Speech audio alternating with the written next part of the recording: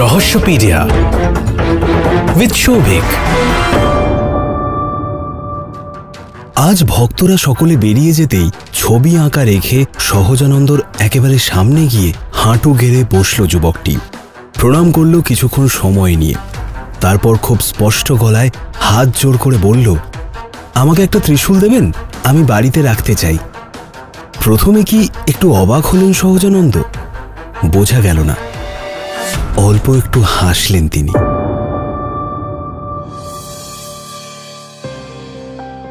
তিনটে শব্দ, রহস্য, রোমাঞ্চ এবং অপরাধ। জীবনের পাতা হোক বা সাহিত্যের পাতা, উল্টে পাল্টে দেখলেই বোঝা যায় যে এই তিনটে শব্দ যেন একে অপরের সঙ্গে ওতপ্রোতভাবে জড়িত। আর এই শব্দগুলোর মেলবন্ধনেই ঘটে যাওয়া কিছু ঘটনা সম্পর্কে তোমায় জানাতেই হাজির আমি Souvik. Welcome to my podcast Rahasyapedia. আজ তোমায় শোনাবো সেই গোয়েন্দার কথা, লেখক সুবর্ণ বসুর হাত ধরে বাংলা সাহিত্যে যার আবির্ভাব এক দশকের সামান্য কিছু আগে। অনুমিত্র সিংহ। ক্লাসিক্যাল গোয়েন্দাদের মতন করে নয়, বরং ইনস্টিংক্ট কাজে লাগিয়ে রহস্যের সমাধান করে অনুমিত্র। এবারে শোনাবো অনুমিত্র সিংহের আরেকটি কেস, সহজানন্দ কল্পবৃক্ষ। তাহলে রহস্যের সমাধানে লেগে পড়া যাক। আজ প্রথম পর্ব।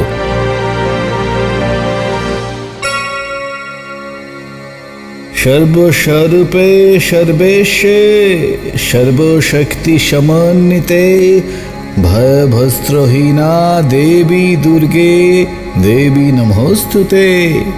তিনি তো সব, তার অদেয় কিছুই নেই।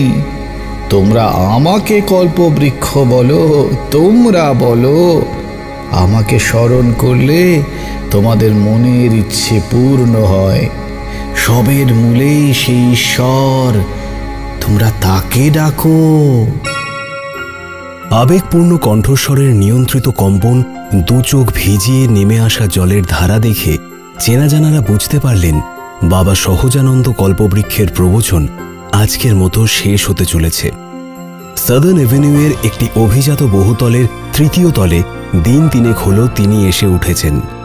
সঙ্গে তার অনুচর কয়েকজন, যেমন ছোট পণ্ডিত আত্মানন্দ, রান্নার ঠাকুর রামহরি পণ্ডা, পুরোহিত মহার্ণব মিশ্র এবং আরও কয়েকজন। সহজানন্দর এক নতুন শিষ্যাও এসে যোগ দিয়েছেন এবং এখানেই থাকছেন। তাকে সকলে মায়ামা বলেই ডাকেন। একটি বড় হল ঘরে যখন প্রায় 18-20 জন ভক্ত প্রবচন শুনছিলেন, তখন ঘরের একেবারে পিছনে একটি রোগামতো যুবক ইজেলে ক্যানভাস খাটিয়ে বাবা সহজানন্দর পোর্ট্রেট আঁকছিল। সহজানন্দ ব্যস্ত মানুষ, আলাদা করে সেটিং দেওয়া সম্ভব হবে না বলেই এই ব্যবস্থা। প্রবচন শেষ করে তিনি কয়েক মিনিট বৈদিক মন্ত্র উচ্চারণ করেন। দু চোখ বন্ধ, দুহাত জোর করে কপালে ঠেকানো। মন্ত্রোচ্চারণ শেষ হলে আশীর্বাদের পালা।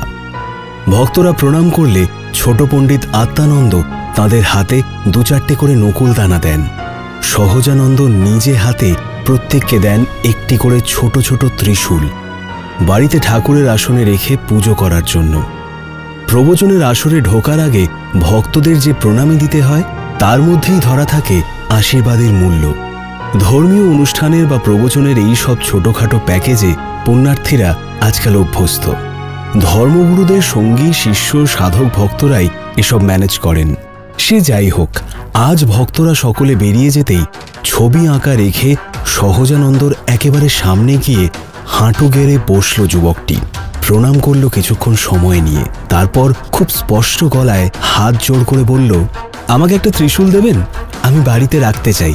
প্রথমে কি একটু অবাক হলেন সহজানন্দ? বোঝা গেল না, অল্প একটু হাসলেন তিনি। টিকালো নাক, চওড়া কপাল, ঘন কাঁচা পাকা দীর্ঘ চুলের দাড়ি, উজ্জ্বল আয়ত চোখ দুটি দারুণ সম্মোহক। তার হাসি একেবারে বাচ্চা ছেলের মতো ঝকঝকে আর স্বচ্ছ। তার সামনে যে পেতলের থালায় ত্রিশূলগুলো রয়েছে, সেই থালাটি তুলে ধরে তিনি বললেন, নাও, যেটা খুশি।